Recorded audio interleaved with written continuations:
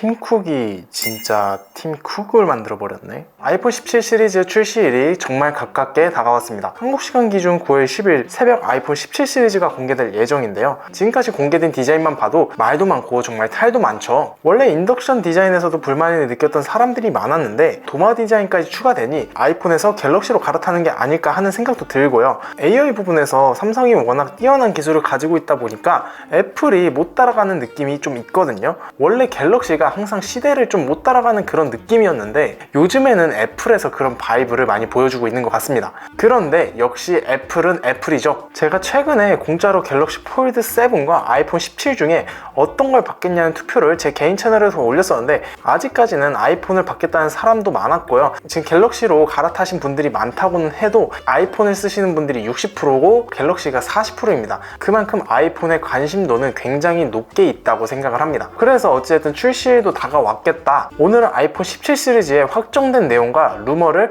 최종적으로 정리하는 시간을 한번 가져보도록 하겠습니다. 일단 아이폰 17 기본형부터 먼저 살펴보면요, 디자인 같은 경우에는 유일하게 전작과 비슷하게 나올 것 같습니다. 다만 카메라 성능 업그레이드로 인해서 카메라성이 좀 더 커질 것으로 예상되고요. 칩셋은 A19 계열이 거론되고 있습니다. 메모리는 8GB 램 탑재가 유력한데 디스플레이는 6.3인치급에 드디어 120Hz 주사율이 들어간다고 해요. 다만 이 120Hz가 가변형인지 아니면 고정형인지 이것까지는 아직 공개되진 않았는데 많은 분들이 이야기하는 거는 가변형일 거라고 합니다. 그런데 이번 모델 역시 AOD 기능은 프로 모델에만 들어갈 거라고 예상을 하고 있어요. 왜냐하면 AOD 모델을 사용하려면 헤르츠가 1Hz까지 좀 내려가야 되는데 일반 모델과 에어 모델은 이 가변 주사율이라고는 해도 1Hz까지 내려가는 정도는 아니라는 이야기가 많습니다. 카메라는 후면에 세로 듀얼 구성이 유지될 전망이고 전면 카메라는 12메가픽셀에서 24메가픽셀로 업그레이드 된다는 루머가 있습니다. 셀피나 영상통화에서 화질이 개선될 수 있겠죠. 색상은 블랙, 화이트, 스틸 그레이, 라이트 블루, 그린, 퍼플 정도로 예상을 하고 있습니다. 그래서 정리를 하자면 기본형은 작년까지 아쉬웠던 주사율 문제를 해결하면서도 가격과 휴대성 면에서 굉장히 합리적인 선택이 되지 않을까 하는 생각이 듭니다. 거기다 오히려 일반 모델은 지금 호불호가 많이 갈리는 도마 디자인이 아니기 때문에 더 인기가 많을 거라고 생각도 듭니다. 그리고 두 번째로 지금 가장 관심을 많이 받고 있는 아이폰 17 에어 모델입니다. 기존에 플러스가 빠지고 새롭게 6.5인치급 화면을 가진 에어가 들어온다는 루머가 강하게 돌고 있는데요. 실제 iOS 베타 코드에서도 새로운 해상도 흔적이 발견되고 있다고 합니다. 근데 사실 에어는 그냥 100% 출시가 맞죠. 칩셋은 상위 라인과 같은 A19 프로 계열이 거론됩니다만 GPU 코어가 줄어든 버전으로 들어갈 수 있다는 말도 있고요. 메모리는 12GB 램 탑재가 유력하다고 합니다. 그리고 가장 눈에 띄는 건 두께인데 무려 5.5mm 수준까지 얇아진다고 해요.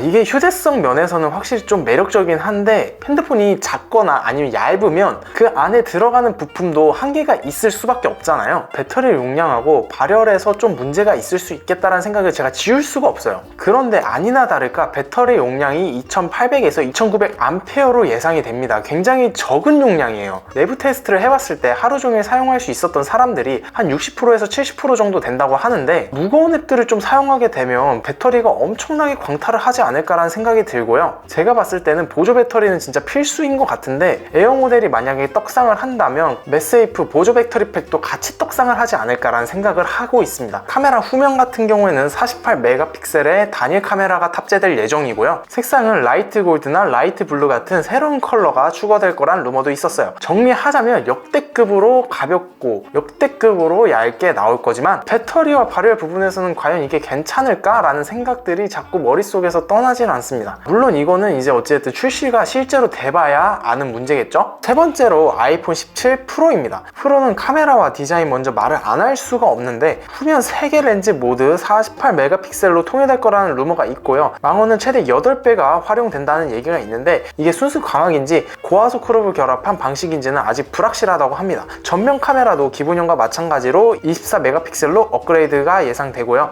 확실히 이 스펙을 보면은 카메라 성능이 정말 많이 올라갔다는 생각이 들거든요. 그런데 이 카메라 성능을 올린 것 때문에 오히려 디자인 쪽에서는 다운그레이드가 된 게 아닌가라는 생각이 듭니다. 왜냐면 여러분들이 극히 아시는 도마 디자인이 탄생했기 때문이죠. 뇌이징이 되면 괜찮을 거다, 어차피 출시되면은 잘 팔릴 거다, 뭐 이런 얘기들도 있는데, 솔직히 제가 요즘에 아이폰 17 디자인을 정말 많이 보거든요. 그런데도 뇌이징이 안 돼가지고 미쳐버릴 것 같아요. 물론 출시되면 잘 팔릴 거라는 거에는 정말 많이 동의합니다. 뭐 어찌됐든 본론으로 돌아와서, 여기에 애플 로고 위치가 더 아래로 내려간다는 루머가 있고요. 맥세이프링도 로고를 가리지 않고 C컷 형태로 바뀐다고 합니다. 그리고 제가 찾아보니까 두 개의 디자인 버전이 있거든요. 누구는 왼쪽이 맞다, 누구는 오른쪽이 맞다라는 말을 하는데, 이거는 나와봐야 알겠지만 만약에 나올 거면 하단의 빈 공간을 채우는 오른쪽 버전이 좀 더 나은 것 같습니다. 왜냐하면 카메라 섬이 커지고 돌출이 되면서 하단 부분이 너무 이상하게 비어 보인다는 느낌을 많이 받았거든요. 그런데 사진과 같이 채워버리면 대칭적으로는 그나마 낫다고 생각을 합니다. 물론 왼쪽 파분들은 애플의 심플함이나 감성을 이야기할 텐데, 솔직히 심플함은 아이폰 11 때부터 없어졌다는 얘기가 많이 있었고요. 제 개인적으로는 도마 디자인이 나온 순간부터 애플이 심플한 감성은 버리지 않았나? 라는 생각이 좀 들긴 합니다.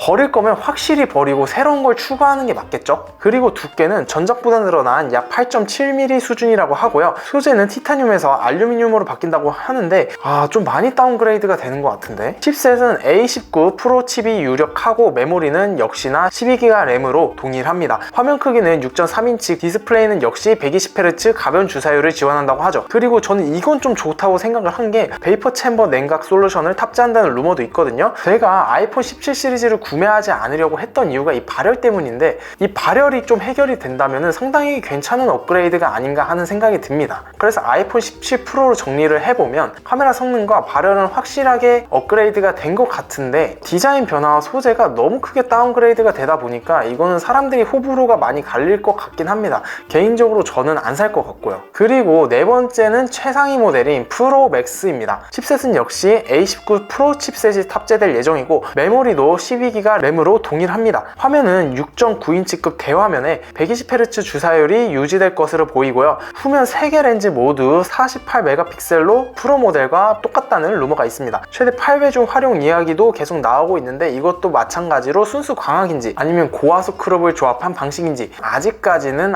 모른다고 합니다. 이거는 발표해봐야 알 것 같고요. 전면은 24메가픽셀로 똑같이 업그레이드가 된다고 합니다. 배터리는 전작보다 더 커지는 5000A 수준으로 용량이 늘어난다고 하는데, 제 개인적인 생각으로는 프로 모델이 생각보다 좀 많이 무겁습니다. 들고 다니면 피로도가 좀 쌓이거든요. 그래서 배터리 용량을 늘려주는 게 아니라 무게 쪽에서 좀 더 약간 경량화를 해줬으면 어땠을까 하는 생각이 들어요. 디자인은 역시나 프로랑 똑같다고 하는데, 프로 계열 색상은 기존의 블랙, 화이트, 그레이를 제외하고 오렌지, 다크블루, 스카이블루 색상이 추가된다고 하네요. 정리를 하자면 프로맥스 모델은 가장 큰 화면, 가장 긴 배터리, 최상위 카메라 체급이라는 세 가지 타이틀을 그대로 이어가는 모델이라 보시면 되는데, 제 개인적인 생각으로는 무게는 조금 줄여줬으면 어땠을까 하는 아쉬움이 살짝은 남아요. 그래서 가격이 어느 정도 될 것이냐 라고 물어보신다면 전 모델 기준으로 약 $50 정도 인상이 될 수 있을 거라고 예상을 하고 있어요. 환율 상황에 따라서 국내 출시가는 변동될 수 있지만 가격 상승은 어찌됐든 피할 수는 없겠죠. 제 이벤트가 좀 많이 걱정이 되긴 하는데, 뭐 어찌됐든 일정은 9월 10일 새벽에 발표할 가능성이 크고요. 발표 직후인 9월 12일 금요일에 사전 예약, 그 다음 주인 9월 19일 금요일에 공식 출시가 되지 않을까 합니다. 그래서 제가 지금 무료로 증정하고 있는 아이폰 17 시리즈 이벤트도 9월 19일 정도에 신청을 마감할 것 같고요. 이 이벤트가 끝나기 전까지 많은 분들이 신청을 해주시길 바라고 있습니다. 이게 당첨이 될지 안 될지 모르겠지만 저는 진짜로 드릴 생각이거든요. 이벤트 참여가 굉장히 간단한데, 한번 그냥 남겨놓으시면 그 행운의 사람이 지금 이 영상을 보시는 분이 될 수도 있잖아요. 그래서 저는 이벤트 참여 시도는 한번 해보시는 게 좋다고 추천드리고요. 이벤트에 참여하시고 싶으신 분들은 제가 고정 댓글에 링크 하나 남겨놓을게요. 거기 들어가셔서 이벤트 참여 방법 한번 보시고 신청을 해주시면 감사하겠습니다. 저는 정말 드릴 생각이고요. 그리고 이 아이폰 17 이벤트가 끝나면 또 다른 이벤트도 같이 할 예정이니까 구독도 한번 꼭 눌러주시면 감사하겠습니다. 그럼 저는 다음 영상에서 뵐게요. 감사합니다.